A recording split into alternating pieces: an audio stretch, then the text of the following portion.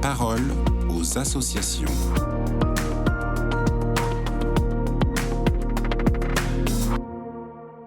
Bonjour à tous, bienvenue dans la parole aux associations.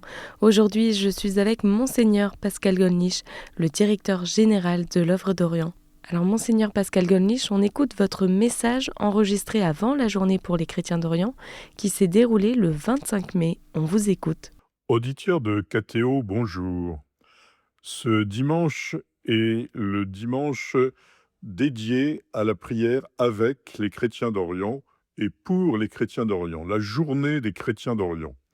Ainsi, toutes les communautés chrétiennes sont invitées, par exemple, à avoir une intention de prière universelle pour les chrétiens d'Orient. Il s'agit bien de prier. En effet, ces chrétiens d'Orient, on me demande parfois comment faire pour les aider. Alors évidemment, il y a le soutien financier, et certes, c'est extrêmement important. Il y a le fait de les connaître, c'est important aussi. Mais ils sont chrétiens, nous sommes chrétiens, et c'est donc la communion dans la prière qui est peut-être la première réalité que nous devons avoir à cœur de réaliser. Oui, ces chrétiens d'Orient connaissent la France. Beaucoup parlent le français. Tous les patriarches orientaux parlent parfaitement français.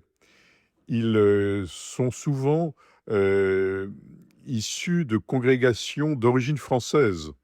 Ainsi, il y a par exemple des filles de la Charité qui sont allées de la rue du Bac vers l'Orient, mais encore des Sœurs de la Charité de Besançon.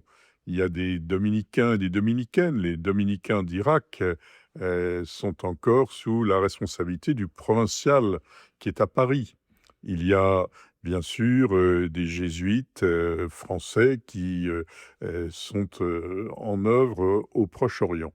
Donc il y a eu beaucoup de congrégations religieuses qui ont ainsi développé leur action en Orient et souvent qui ont fait connaître la culture française.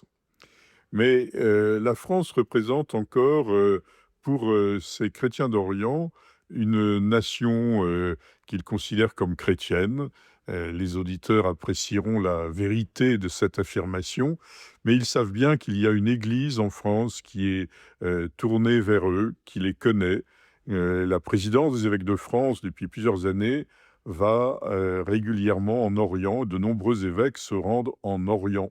Il y a aussi beaucoup de diocèses, de paroisses, d'écoles qui ont eu à cœur de faire une sorte de jumelage avec des communautés en Orient.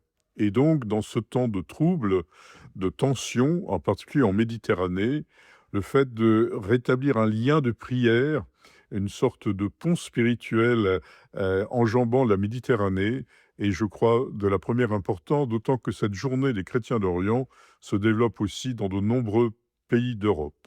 En ce dimanche, prions donc pour et avec les chrétiens d'Orient. Bien, merci Monseigneur Pascal Gollnisch pour ce partage et je rappelle qu'on peut avoir plus d'informations sur le site internet oeuvre-orient.fr. Je vous souhaite une très belle journée sur KTO Radio.